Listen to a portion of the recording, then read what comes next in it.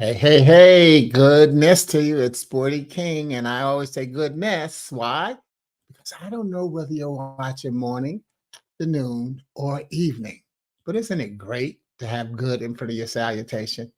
And I've got that up because I know most people are watching it by video recording rather than live while I'm doing the recording. So it's good. Yeah, goodness to you, man. And this is just another great day on this side of the ground to proclaim how good it is. For those who are going to come in watching me early, live in person, and on any of my broadcasts, I always try to come on 3 to 5 minutes earlier than it's posted that I'm going to go live so that people get a chance to close out what they're doing and then get resettled over here with me. So if you're watching the video, you still got another 2 minutes to get stuff rearranged. Go get yourself some tea, some coffee, go to the bathroom, call somebody, send a link to somebody, whatever. You got options, but you also have time.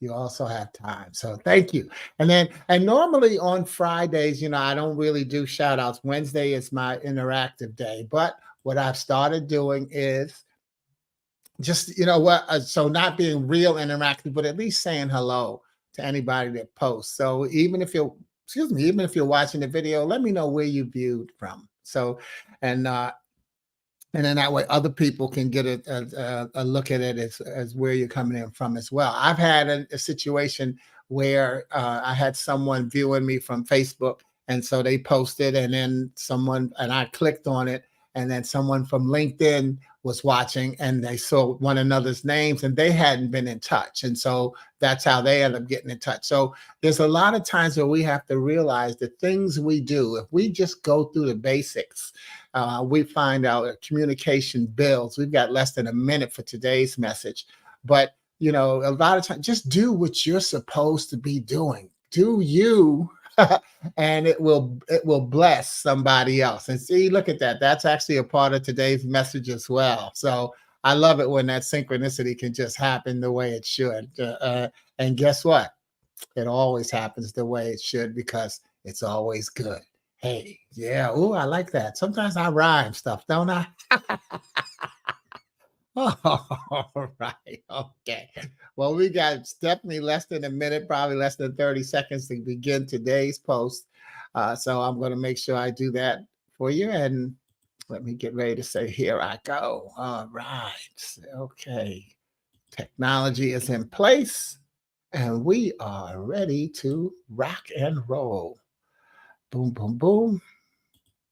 And let's hit it. Boom. Okay. So, welcome to Gift Friday.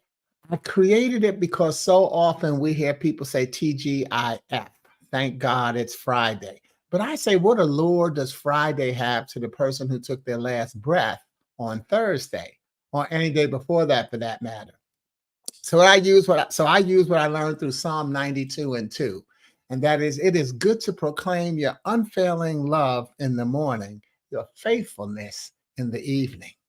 Therefore, instead of TGIF, I use TGIT, not thank God it's Thursday, but TGIT, thank God it's today. And then TGIT, thank God it's tonight, which then moves me to the lesson we get from Matthew 6 and 34.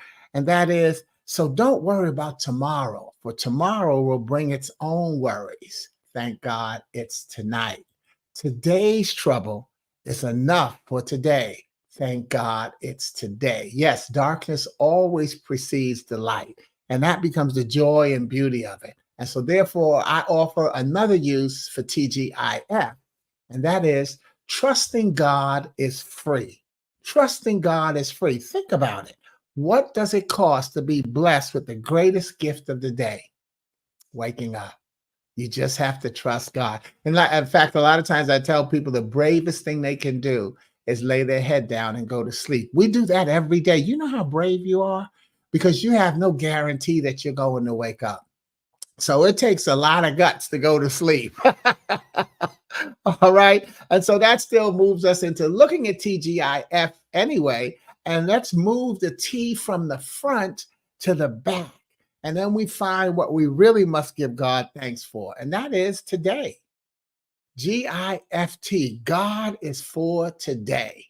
Gift Friday is the online sharing of one of my original poems or poetic messages and its possible uses to inspire audiences online or in person, and even to inspire you. Each poem will then become my gift to you. So here you hear me read the poem. Then, if you like a free keepsake copy, a colorful copy, and you're watching on Facebook or LinkedIn, I'll be posting that in the thread once the broadcast is over. If you're on YouTube or watching from my website, then you put that request in the comments, not in the thread, in the comments, and then I'll email you a copy. And the reason I caution you to put it in the comments rather than a thread gets erased after broadcast on YouTube or on the website versus in the comments on I will still be able to see them. Okay. And that's it. So here we go. So, because of my message in my Glue Wednesday, so if you haven't watched this week's Glue Wednesday, check that out and see the connection. But because of my Wednesday broadcast, which was Own and Hold Your Seat this week.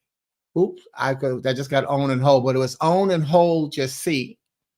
I've chosen a poem that speaks to the ongoing need for speaking up, which is a follow-up to the meme that I used in that broadcast. And here was that meme. If you don't stand up for what you believe in, others will seat you where you can't be heard. Now, in that broadcast, I focus on what it means to be seated and receive your blessings. This week's Gift Friday poem will focus on what it means to stand and share your blessings. And it's from my book, I Found Out I'm Living, an affirmation of life. My book about the fact that when you release the physical self, you find out just how alive you are. And thus you can embrace the spiritual self and affirm this gift. Now, we've all used the term give or take when talking about measuring or counting. I've decided to, one, turn that around for today's topic and call it take or give. Thus, the poem was written to open up a performance by my poetry ensemble, the Haraka Writers, when I was artist in residence at Purdue University for their Black Cultural Center. And it brings us a creative twist on the statement. I'm sorry. We were doing one of our annual semi-annual performances, and so this is the poem that I used to introduce the performance. And this poem is going to bring us a creative twist on the statement and concept of taking a stand by suggesting that we must also consider giving a stand. Giving a stand. You see, you can't always take one. Yet your opinion must be expressed. So what becomes key is the fullness of your source. But what will happen when your voice is heard? Will many follow you and thrive, or find themselves begging to stay alive? Have you done a power check lately and found a hush come over the room when you spoke? Would you switch places with me right now? Or can you feel me enough to give me a smile? And don't just smile, breathe. Breathe and let that breath settle you down to ask another question. Will the people who love you most desert you when you decide to give a stand? See, you can't always take one. When you give a stand, will you tap into a place within yourself that you hadn't felt? A place flushed with light, exposing emotions of professed Blackness. Oh, come on, you know the Blackness I'm talking about. Not the Stevie Wonder living just enough for the city of New York, just like I pictured it. Getting to sell Blackness that has led us from one generation to the next, with only the faces changed to protect the names of the innocents. No. You see, I'm dealing with and talking about the Blackness of ignorance. Ignorance that gets you so mad enough to call someone a blind MF. not knowing whether they're male or female. Because what has happened in their lives is that they've chosen to block out, to be blind to what has happened in their lives. So they find the need to treat people as the demons that haunt them and conjure up memories that justify their lust for revenge. You see, their ignorance is so strong that they have no clue what it might be like to give a stand, because you can't always take one. But if people like you who've decided to give the first step and listen to what we have to say, choose to give the next step and do what you have to do, what we've chosen to give you tonight will not fall upon deaf ears. Hearts and spirits unafraid of the challenge of personal belief and commitment. You see, when you decide to give a stand, what becomes key is the fullness of your source, because you might find your life becomes immersed in question. When you give a stand, will you be able to answer them?